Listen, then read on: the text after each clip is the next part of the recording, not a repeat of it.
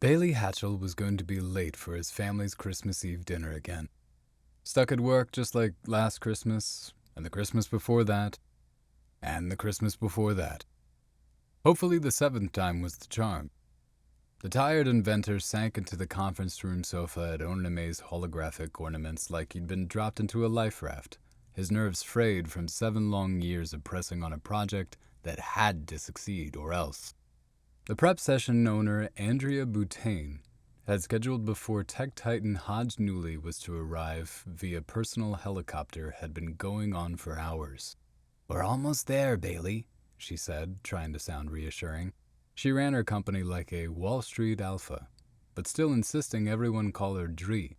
It was her collegial chops that persuaded the $15 billion teen gaming mogul to touch down in Townlee, New Jersey of all places, on Christmas Eve. Bailey's brainstorm?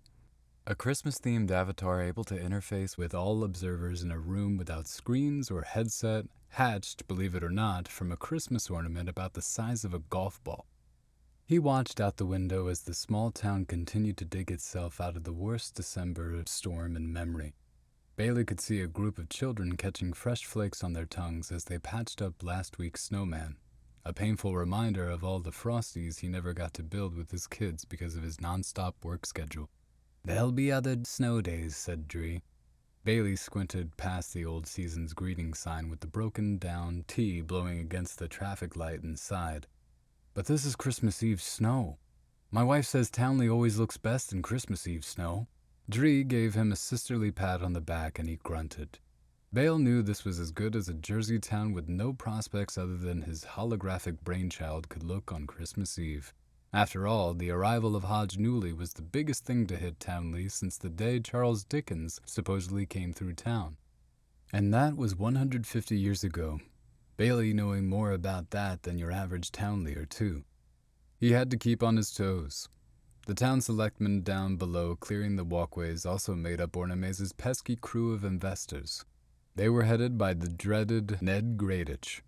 He put more money into Ornemay's than anybody, reminding Dree almost daily of that unpleasant fact.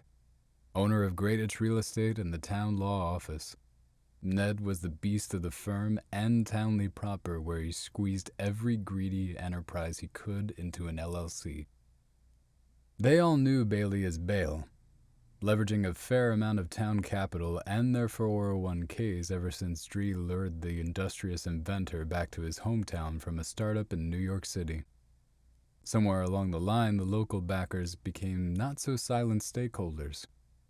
Dree did her best to keep them away from today's meeting, arranging for Newley to land his corporate helicopter on the Townley football field across the street. The day of reckoning had arrived. The 2,554 days Bail spent between Ornemay's 2-floor loft and his own makeshift basement lab was a record even for him. He felt a tinge of regret for keeping his family away from the event, but he still wasn't sure if he'd be able to pull off the presentation as planned. The last thing he wanted was to fall on his face in front of them. He ducked from the window when he spotted Gradich heading toward the field. Bail never wanted the likes of him involved in the project in the first place, but Dree took his money anyway. It was Business 101, Dree explained. Ned Gradich had the most capital to spare. Never mind that the testy attorney became one of the town's richest citizens by working multiple conflicting angles over the years. Ned Gradich never liked Bail Hatchell. Told him so at a cocktail party at Bail's house a few Christmases back. The debt-collecting lawyer scanning the modest home before laying into him. "So, I see you never went for the gold. What makes you think you'll strike it now?" "Oh, yeah?" Bail could hear holiday music blaring from the field's PA system. All of Townley abuzz about this hollow thingy now. He inhaled the entire scene. Maybe he should have invited his wife Lely and the kids, 9-year-old Haley and 12-year-old Lonnie, to watch how a billionaire descends on Townley proper on Christmas Eve. He never thought it would be possible, but there was actually something bigger than Christmas brewing on the 24th of December around here. And this was it. Bail Hatchell was bringing some magic back to this old town.